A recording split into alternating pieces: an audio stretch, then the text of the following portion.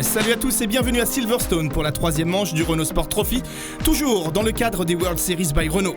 Le Home of Motorsport accueille une nouvelle manche qui pourrait soit confirmer les leaders actuels du championnat ou révéler de nouveaux prétendants à la couronne dans les catégories élite, prestige et endurance.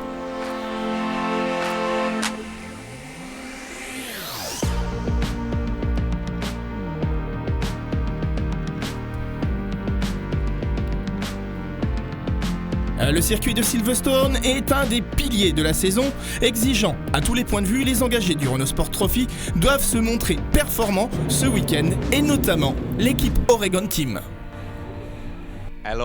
Bonjour à tous, je m'appelle Giorgio Testa, je suis le team manager d'Oregon Team. Nous sommes à Silverstone en Angleterre. Bienvenue dans notre équipe Oregon Team pour tout le week-end.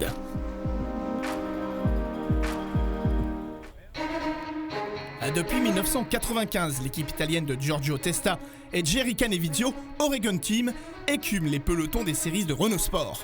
De l'Eurocup Formule Renault à la Clio Cup, en passant par la Coupe Mégane italienne, l'équipe s'est construit un solide palmarès dans toutes les disciplines auxquelles elle a participé.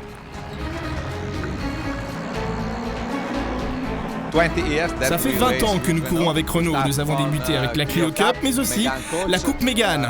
On est ensuite passé au Mégane Trophy et maintenant nous sommes en RS01. Mégane Trophy marque l'apogée de l'équipe avec 3 titres conquis entre 2011 et 2013. Comini en 2011, Costa en 2012. Cette belle série fut conclue en beauté la saison suivante par Bortolotti. On a vraiment de super rapports avec Renault. Notre relation est vraiment géniale.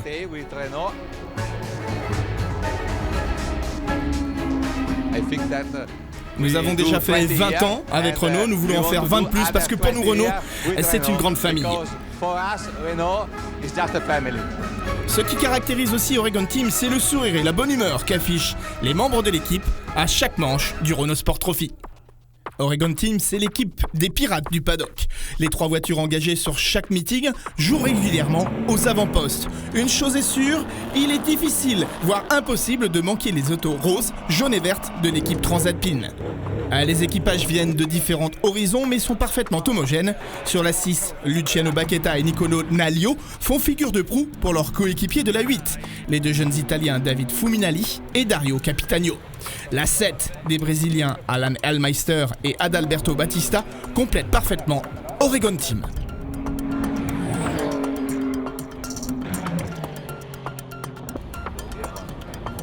À 3 autos, c'est beaucoup de travail, mais pour nous c'est normal.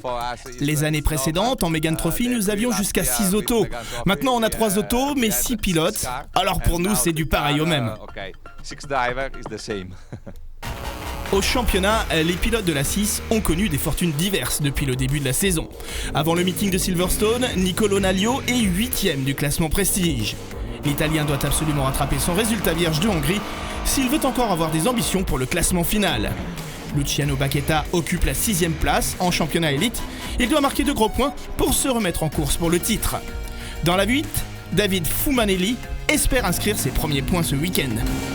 Dario Capitano, 3e du général en prestige, il veut se battre pour la tête du classement.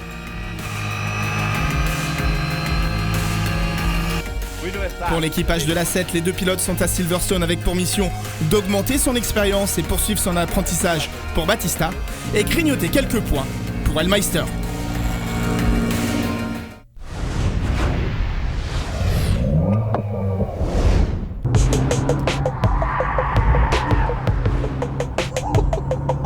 Chris Harris est une star des réseaux sociaux. Son émission Chris Harris on Cars, diffusée sur internet, fait des centaines de milliers de vues à chaque épisode. À Silverstone, il est l'invité de Renault Sport Technology et bande de petits vénards, c'est lui qui vous emmène découvrir la piste, mais aussi l'incroyable package aérodynamique de la Renault Sport RS01. Et bien voilà, on y est. Silverstone, sous les nuages.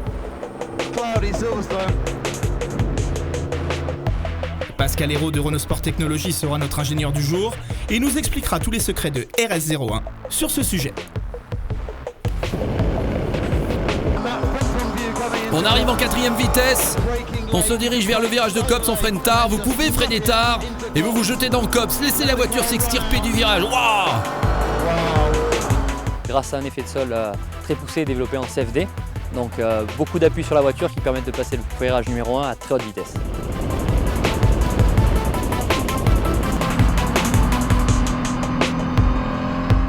Beaucoup de choses se passent en dessous de la voiture, le diffuseur et le splitter. C'est de la hauteur de caisse qui va réguler l'air qui passe sous la voiture et donc l'effet de sol et donc l'effort sur la voiture.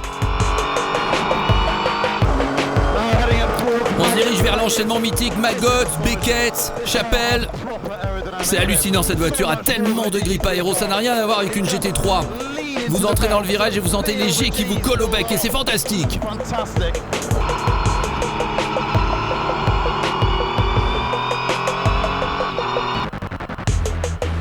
Un grand aileron arrière qui permet de passer beaucoup d'efforts au sol. Faut savoir que c'est toujours un compromis entre vitesse de pointe ici et vitesse de passage en courbe. Plus on va mettre d'aile, moins on aura de vitesse de pointe, mais par contre on peut passer plus vite en courbe. Donc c'est toujours un compromis que les équipes doivent trouver le vendredi après-midi pendant la séance d'essai libre pour régler leurs autos. On descend quelques rapports pour aborder le virage de Stowe.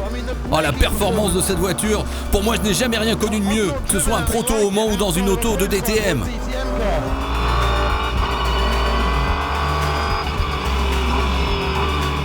L'RS01 sous son air de berline cache un véritable prototype, sans beaucoup de transfert de charge, pas beaucoup de roulis, ce qui est une très bonne chose pour tout ce qui est phase de freinage, passage en courbe, qui met plus vite en confiance les pilotes. Ils trouvent plus leur repère grâce à la rigidité du châssis de la RS01.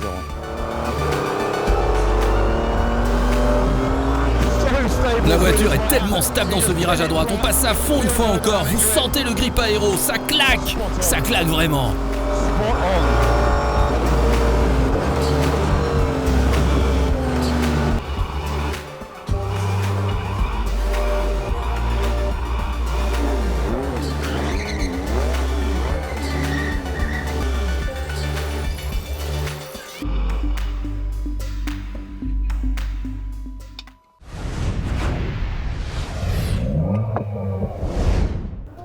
La saison RS01 arrive déjà à sa 3e manche. La lutte dans les 3 championnats est plus que serrée. En élite, Sten Shotors mène les débats, mais il ne crie pas victoire pour autant, estimant qu'il reste encore beaucoup de choses à apprendre. Oui, effectivement, il y a encore beaucoup de choses à apprendre. À chaque fois qu'on sort avec la voiture sur la piste, on est en mode d'apprentissage. Ce sont que des petits détails en fait. En fait, il faut apprendre à se servir de la direction, il faut savoir aussi utiliser la puissance de la voiture. En fait, si vous mettez tout en place, que vous trouvez le bon compromis, la voiture est géniale à conduire.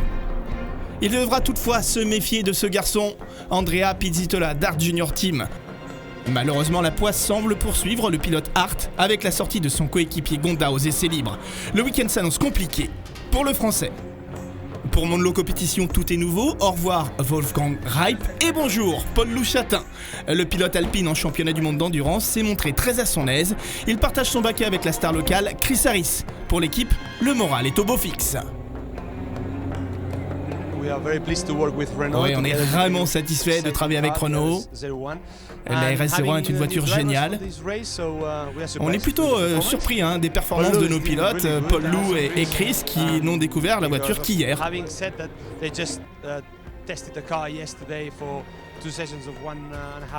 Ils ont tous les deux testé la voiture pendant 2 séances d'1h30, mais on est déjà aux avant-postes, c'est une bonne surprise et on est très heureux de ce résultat. Chez V8 Racing, on attend que Nicky Pastorelli puisse enfin étaler son potentiel. Pas épargné par les ennuis, le pilote italien pourrait profiter de sa connaissance de Silverstone pour se porter aux avant-postes. Bas Schotthorst aimerait aussi un peu plus de chance afin de collecter quelques points et se rapprocher de son frère Stench qui mène au championnat. Pas de doute que l'équipe Zelle Racing va travailler d'arrache-pied pour progresser ce week-end.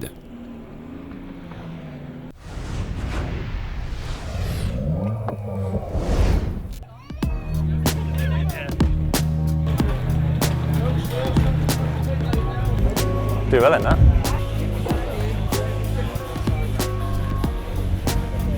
Hi. La dernière fois que j'ai couru ici, c'était en AutoGP, mais auparavant en Formule 2, j'avais remporté 2 victoires. Donc j'aimerais beaucoup répéter cela. J'ai essayé de rejoindre la Formule 1 depuis si longtemps, c'était difficile de rester dans les catégories de monoplace, ça coûte tellement cher. Ici c'est un peu plus raisonnable et les retombées sont plutôt intéressantes. Tout ce que je dis passe à la télé. Tu veux dire coucou? Dis hello à la télé, plus fort, je ne t'entends pas. Say hello, Telly. Louder. Come on, you've got to hear it. Shout. What's your name? Sean. I'll make this one to you, Sean. S-I-A-N. The car's awesome. La voiture est géniale, c'est totalement différent de tout ce que j'ai connu jusqu'à présent. Ça demande de beaucoup changer son style de pilotage, mais c'est un challenge que j'adore.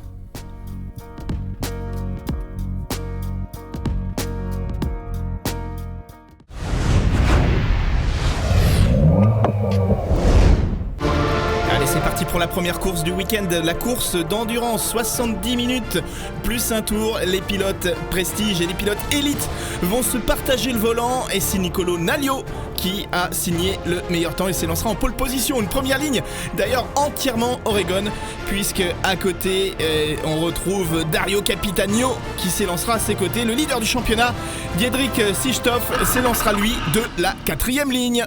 Allez, c'est parti pour le tour de formation. Et on est à bord de la voiture de Nicolo Naglio. C'est parti! Et Naglio qui prend un excellent envol, imité par Capitano, qui lui a réussi à devancer la voiture de Tony Fornet pour le moment. Alors que tout de suite Richard Gonda, qui a eu quelques soucis aux essais libres, aux essais qualificatifs, est en difficulté. Une crevaison à l'avant gauche pour la voiture du Hart Junior Team. Et là, grosse sortie pour Bourgeois qui va emmener le safety car sur la piste. Donc bien entendu, ce safety car va permettre au commissaire d'évacuer la voiture de Bourgeois. Et au moment du restart, Naglio reprend le leadership sans ne laisser un seul centimètre à ses adversaires. Et Capitano qui essaye de prendre sa roue et derrière Max Brahms qui est à l'attaque sur son coéquipier Constantini. Il va même aller jusque dans l'herbe pour essayer de le doubler. Et là Constantini malheureusement avec sa voiture au ralenti, avec une température d'eau qui est un petit peu montée. On se prépare déjà pour les changements de pilote. On a vu Luciano Baqueta qui était prêt. On a vu également Elmeister qui attend le retour de Battista. Et Naglio qui a fait un début de course vraiment impeccable s'apprête à céder son baquet à Luciano Baqueta. Voilà, il immobilise sa voiture. L'Italien sort et le pilote britannique va prendre sa place. Tout roule pour l'équipe Oregon Team pour le moment. On était parti de la pole position, on a mené la course pour le moment pendant les 30 premières minutes. Allez, après les arrêts au stand, on a toujours le même leader, la 6 de Baqueta. Très bon boulot de la part d'Oregon Team qui a réussi à conserver la voiture en tête. Et du côté du V8 Racing, on continue de se battre entre coéquipiers. Et cette fois-ci, c'est Pastorelli qui essaie de s'attaquer à Geertz. On a vraiment une lutte sympa entre ces deux voitures. Regardez, on ne se fait aucun cadeau. On est côte à côte. Oh, ça va large. On va au contact même carrément. Et Geertz qui passe devant Pastorelli.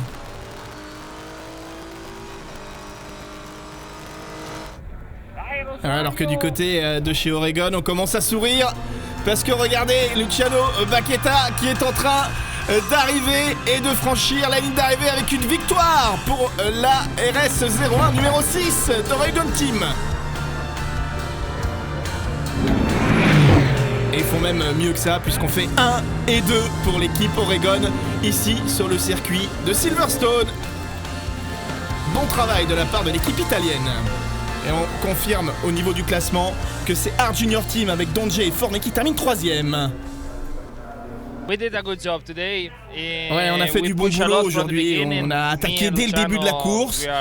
Et Luciano et moi, on a été parfaits pendant cette course. L'équipe nous a fourni une voiture très performante. Et après le safety car, nous avons pu creuser l'écart avec nos coéquipiers Fumanelli et Capitano. C'est génial parce qu'on se rapproche de la tête du classement en prestige, en ce qui me concerne, et on peut essayer de faire encore mieux demain. Ouais, on a beaucoup attaqué, l'équipe a parfaitement travaillé pour nous permettre de mener cette course. Cela donne beaucoup de confiance, en tout cas en ce qui me concerne pour ma course de demain. J'ai hâte d'y être, mais aussi pour les prochaines courses d'endurance. Et nous avons été vraiment un équipage solide et parfait ce week-end. Voilà le podium de cette première course avec deux équipages d'Oregon sur le podium.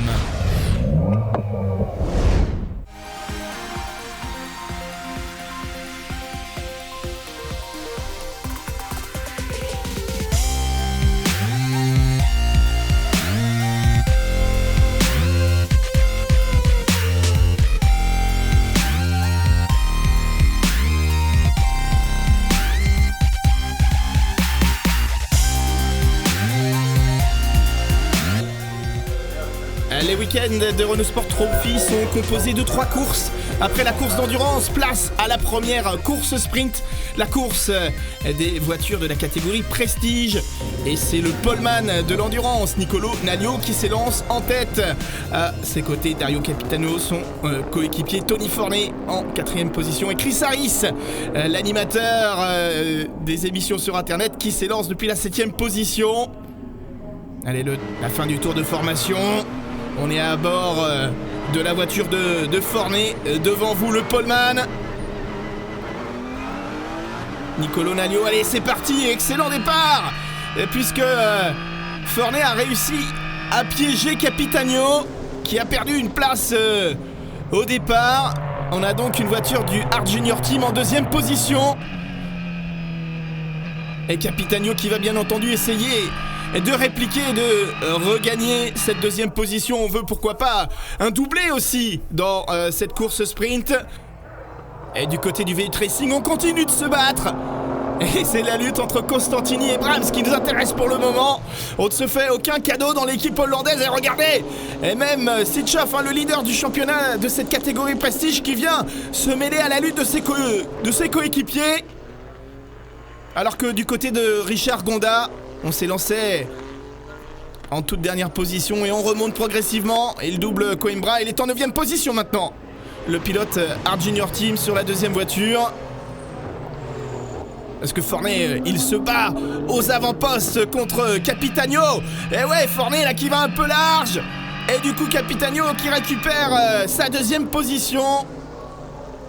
Et attention aussi à Sitchoff qui pourrait profiter de cette lutte pour aller gagner une position supplémentaire.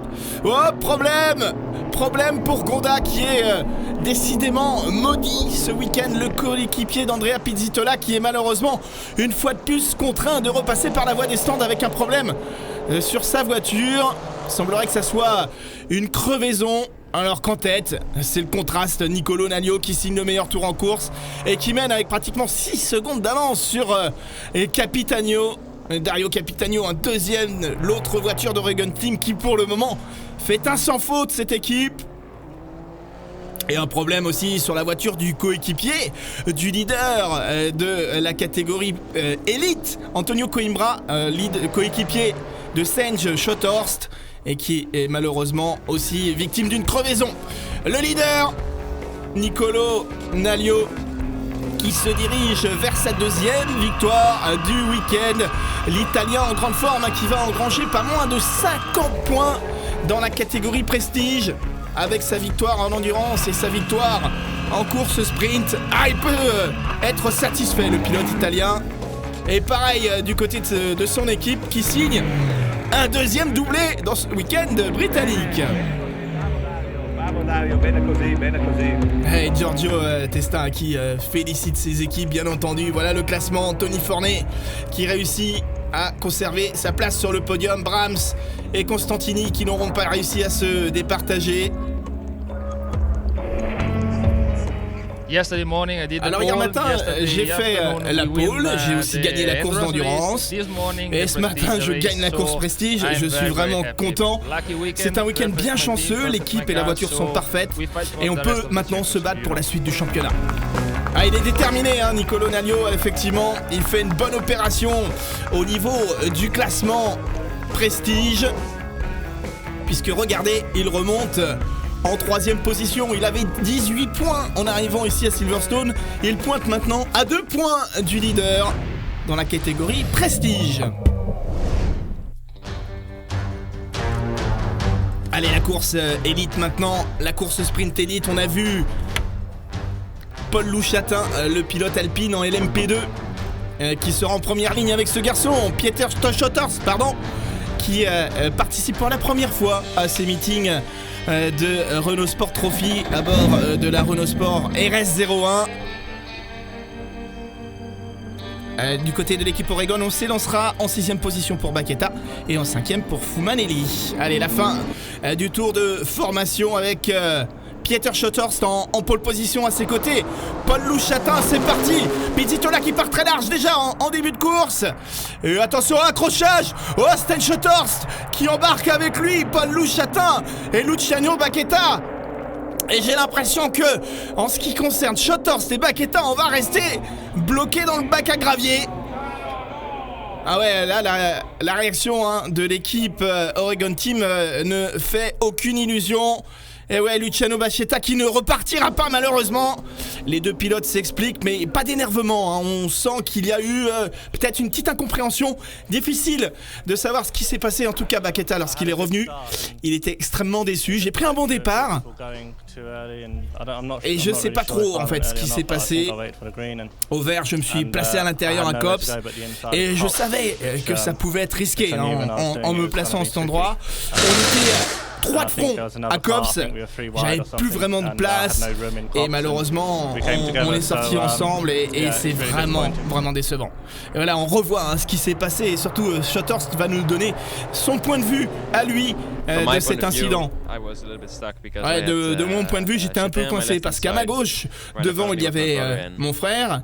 Et sur ma droite, une voiture Oregon Team. Et il y avait aussi Paul Louchatin sur la gauche. Je n'avais plus nulle part où aller. Et en fait, j'étais pris un peu en tenaille. Donc on a pris le virage en essayant de se dépasser à un endroit où je pense que ce n'est pas possible, surtout à la vitesse à laquelle nous allions. Et nous avons tous les deux tenté et ça s'est fini malheureusement dans le bac à gravier. Allez, le safety car qui va s'effacer, la course va prendre ses droits. Schotters en tête devant Indy Danger. Et c'est reparti. Et Schotters qui ne laisse aucune place à ses adversaires. Et il s'impose au premier virage. Sur la 8, David Fumanelli qui essaye tant bien que mal de conserver cette 3e place. Mais il va se faire piéger par Nicky Pastorelli. On va pas le voir malheureusement dans cette image. Mais le pilote italien va réussir à s'emparer de la 3e place. Et regardez cette lutte avec Paul Louchatin qui est venu se frotter à Bas Schotters avec sa numéro 11. Malheureusement pour Paul Lou, on terminera en 7e position. Et en tout cas pour Pieter Schotters, première fois qu'il vient en Renault Sport Trophy et première victoire pour le pilote hollandais. Voilà le classement de cette course. Schotters devant Danje Pastorelli, Andrea Pizzitola qui sauve les meubles dans ce week-end qui aurait été bien noir pour lui malheureusement. C'est vraiment une série géniale, la voiture est fantastique, elle est super rapide et gagner cette course en partant de la pole c'est génial. Voilà le podium. Bon, Pieter Schotters qui ne va pas empiéter sur le leadership de son frère. Et Pizzitola qui revient à 20 points de Sten Schotters. Le week-end du Nürburgring s'annonce palpitant dès la semaine prochaine. 3 courses encore à suivre en direct sur notre antenne. Et n'oubliez pas notre magazine consacré au Renault Sport Trophy. À la prochaine. Salut à tous.